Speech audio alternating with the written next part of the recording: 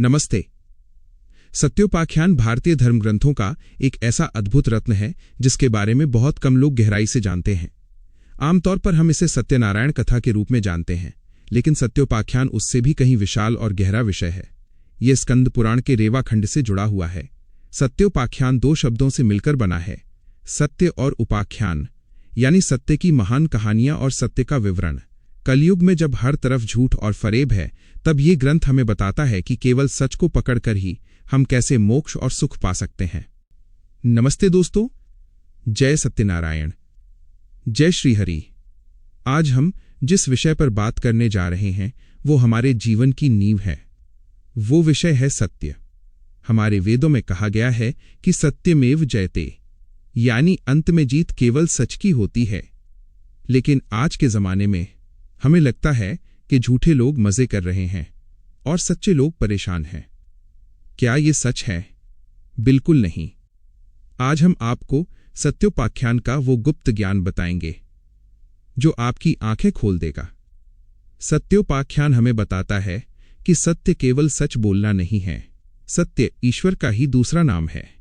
सत्योपाख्यान का अर्थ है सत्य के समीप बैठना और उसकी कथा सुनना। इस ग्रंथ में बताया गया है कि जो व्यक्ति सत्य का व्रत लेता है उसे दुनिया की कोई ताकत हरा नहीं सकती। आज के वीडियो में हम जानेंगे कि कैसे एक छोटी सी भूल राजाओं को रंक बना देती है और कैसे सत्य का साथ देने वाला रंक भी राजा बन जाता है। दोस्तों, सत्योपाख्यान मुख्य रूप से भविष्य पुराण और स्कंद पुराण का हिस्सा माना जाता है। एक बार नैमिषारण्य के जंगल में हजारों ऋषि मुनि इकट्ठा हुए। सूत जी वहां आए। ऋषियों ने पूछा कि हे प्रभु, इस घोर कलयुग में जब इंसान की उम्र कम होगी और वो पापों से घिरा होगा, तब उसका कल्याण कैसे होगा? तब सूत जी ने कहा कि कलयुग में न बड़े यज्ञ काम आएंगे और न कठिन तपस्या। कलयुग में केवल सत्योपाख्यान यानी सत्यनारायण की कथा ही इंसान को बचाएगी। सत्योपाख्यान में भगवान विष्णु ने नारद जी को बताया है कि सत्य ही मेरा स्वरूप है। जो मुझे सत्य के रूप में पूजता है, मैं उसका हो जाता हूं। ये ग्रंथ हमें सिखाता है कि अपने वादे का पक्का होना ही सबसे बड़ी पूजा है। सत्योपाख्यान का सबसे बड़ा सिद्धांत है संकल्प। संकल्प का मतलब है एक पक्का इरादा या वादा। अक्सर हम भगवान से मन्नत मांगते हैं कि हे भगवान, मेरा ये काम कर दो, मैं ₹1.25 का प्रसाद चढ़ाऊंगा। काम हो जाता है, लेकिन हम प्रसाद चढ़ाना भूल जाते हैं।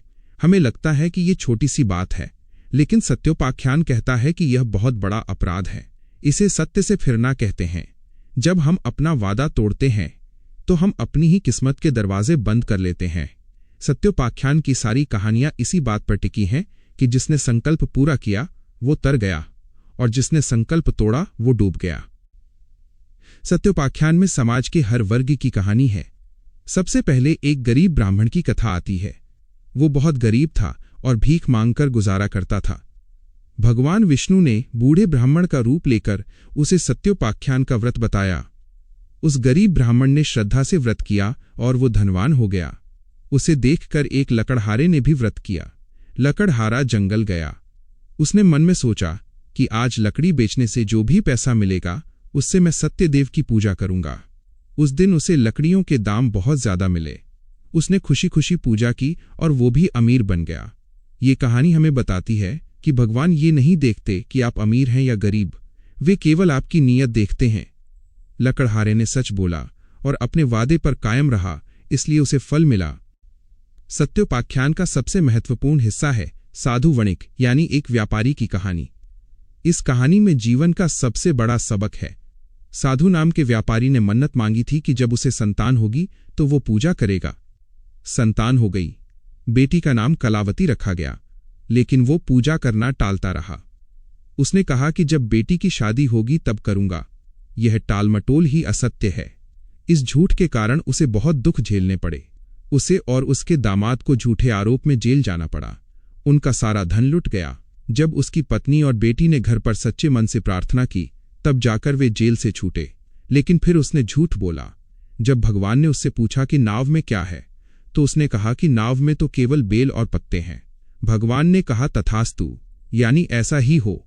उसकी नाव का सारा खजाना बेल और पत्तों में बदल गया। जब उसने माफी मांगी और सच स्वीकार किया तभी उसे अपना धन वापस मिला। राजा तुंगध्वज ने भी भगवान के प्रसाद का अपमान किया था। उसे घमंड था। इस घमंड ने उसके 100 पुत्रों का नाश कर दिया। ये कहानियां डराने के लिए नहीं हैं, ये हमें जगाने के लिए हैं। ये बताती हैं कि सत्य का अपमान करने वाला कभी सुखी नहीं रह सकता। सत्योपाख्यान में बताया गया है कि सत्य के 4 पैर होते हैं। सतयुग में सत्य अपने चारों पैरों पर खड़ा था, त्रेता में 3 पैरों पर, द्वापर में 2 पैरों पर, और अब कलयुग में सत्य केवल 1 पैर पर खड़ा है। इसलिए कलयुग में पाप इतना ज्यादा है। लेकिन सत्योपाख्यान एक बहुत अच्छी बात भी कहता है। कलयुग में थोड़ा सा सच भी बहुत बड़ा फल देता है। अगर आप पूरी ईमानदारी से अपना काम करते हैं और किसी का हक नहीं मारते, तो यही आपकी सत्य पूजा है। आपको घंटों मंदिर में बैठने की जरूरत नहीं है। सत्यवादी होना ही सबसे बड़ा धर्म है। अब हम वीडियो के उस हिस्से पे आते हैं जिसका आपको इंतजार था। उपाय।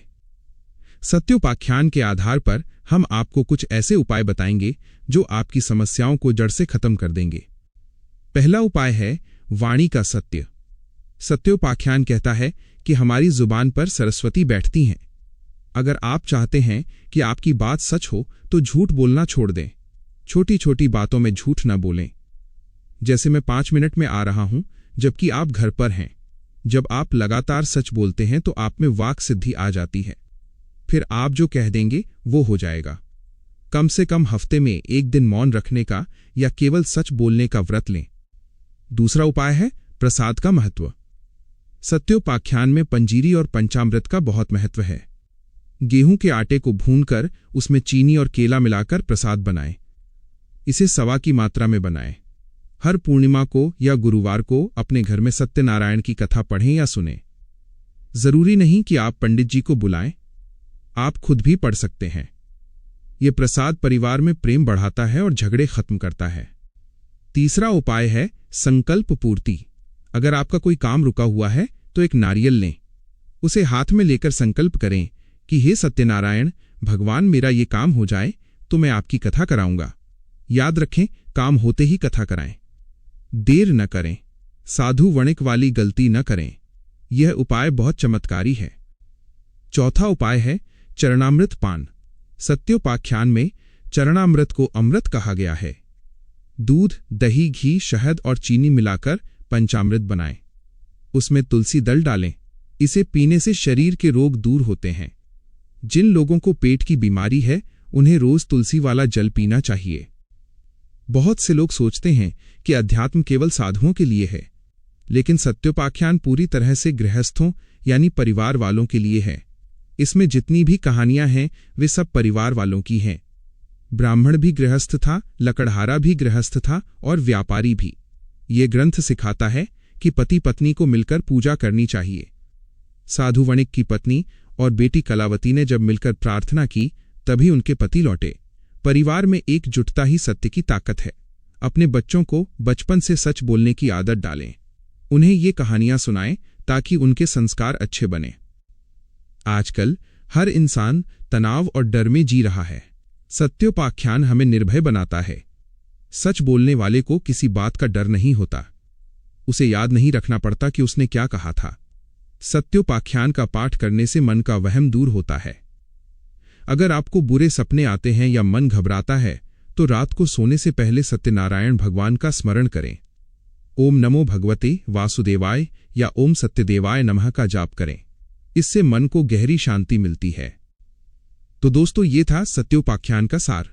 यह केवल एक पूजा की किताब नहीं है, ये जीवन जीने की कला है। ये हमें बताती है कि ईश्वर कहीं बाहर नहीं है।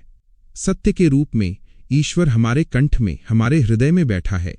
जिस दिन आप झूठ का सहारा लेना छोड़ देंगे उसी दिन से आपके अच्छे दिन शुरू हो जाएंगे। आइए आज हम सब मिलकर संकल्प लें कि हम सत्य के रास्ते पर चलेंगे। हम अपने वादों को निभाएंगे। हम किसी का बुरा नहीं करेंगे। यही सत्योपाख्यान का असली संदेश है। बोलो सत्यनारायण भगवान की जय।